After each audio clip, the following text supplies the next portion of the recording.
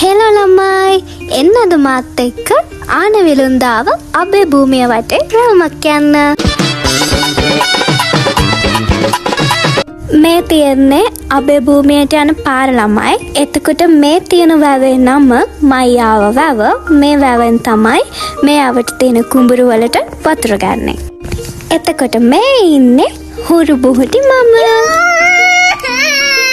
බලන්නකො ළමයි මේ පරිසරය හරිම ලස්සනයි. කොච්චර බලාගෙන හිටියත් එපා වෙන්නේ නැහැ. එතකොට මේ තියෙන්නේ ගම් වතුර නිසා ඇති වුණු අතුරු ප්‍රතිඵල.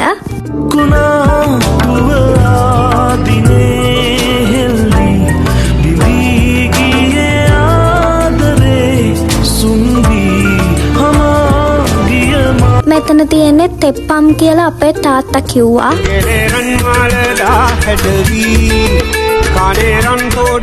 දිට්ටුවා සුලිකුණාටුවෙන් පස්සේ අපේ භූමිය ගොඩක් විනාශ වෙලා තියෙනවා ළමයි. ඇත්තටම බලන්න දෙයක් නැතිම තරම් දැන් අපේ භූමිය ඇතුලේ.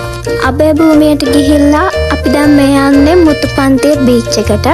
මේ තියෙන්නේ ඒ යන අතරමඟදී හම්බෙන කලපුවා. මේ මුතුපන්තිය ස්කූල් එක. ඔන්න අපි දැන් බීච් එකට ආවා.